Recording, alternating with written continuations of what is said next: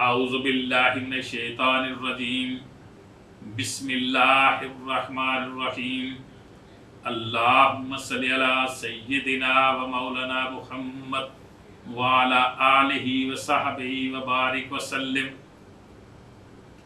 آج ہم اللہ تعالیٰ کے فضل و کرم سے منہاج السوی کے باب الایمان والاسلام والاحسان کی حدیث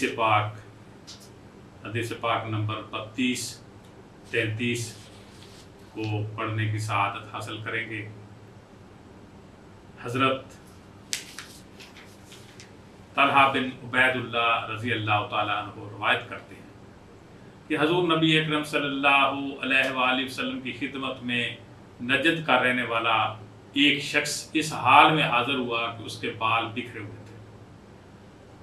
اس کی گنگناہٹ تو سنائی دیتی تھی لیکن بات سمجھ نہیں آتی تھی، حتیٰ کہ جب وہ قریب آیا تو معلوم ہوا کہ اسلام کے متعلق دریافت کر رہا ہے۔ آپ صلی اللہ علیہ وآلہ وسلم نے فرمایا، دن اور رات کے 24 گھنٹوں میں 5 نمازیں فرض ہیں۔ 5 نمازیں فرض ہیں۔ اس نے سوال کیا، اس کے علاوہ کوئی اور نماز بھی مجھ پر فرض ہے؟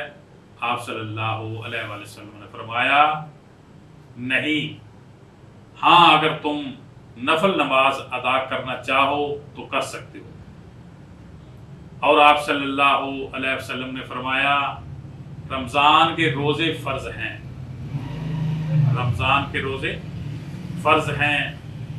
اس پر اس نے کہا، سائل نے، کہ رمضان کے علاوہ کوئی اور روزہ بھی مجھ پر فرض ہے؟ آپ صلی اللہ علیہ وآلہ وسلم نے فرمایا، نہیں، البتہ اگر تم نفل رکھنا چاہو تو رکھ سکتے ہو۔ آپ صلی اللہ علیہ وآلہ وسلم نے اسے زکوٰۃ کے بارے میں بھی بتایا۔ اس شخص نے دریافت کیا، کیا مجھ پر اس کے علاوہ کوئی اور بھی ادائیگی فرض ہے؟ آپ صلی اللہ علیہ وآلہ وسلم نے فرمایا، نہیں، البتہ اگر تم رضاکارانہ طور پر کچھ صدقہ دینا چاہو تو دے سکتے ہو۔ راوی کہتے ہیں، پھر وہ شخص واپس جانے کے لیے مڑ گیا اور کہتا جاتا تھا، بخدا میں نہ اس میں کوئی اضافہ کروں گا اور نہ کسی قسم کی کمی کروں گا۔ آپ صلی اللہ علیہ وآلہ وسلم نے اس شخص کی یہ بات سن کر فرمایا، وہ فلاح پا گیا، اور اگر اس نے اپنی بات سچ کر دکھائی۔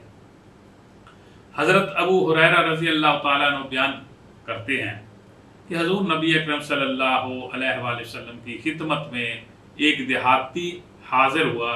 اس نے عرض کیا، یا رسول اللہ،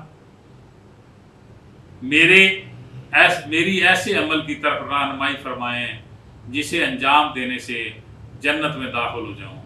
آپ صلی اللہ علیہ وآلہ وسلم نے فرمایا، اللہ تعالیٰ کی عبادت اس طرح کرو کہ عبادت میں اللہ تعالیٰ کے ساتھ کسی کو اس کا شریک نہ بناؤ۔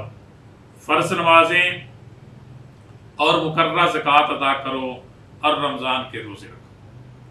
اس عرابی نے کہا، اس ذات کی قسم جس کے قبضہ قدرت میں میری جان ہے، میں ان احکام پر نہ کوئی اضافہ کروں گا۔ پس جب وہ شخص واپس جانے کے لیے مڑا تو آپ صلی اللہ علیہ وسلم نے فرمایا، جو کسی جنتی کو دیکھنے کی سعادت حاصل کرنا چاہے تو اسے دیکھ لے۔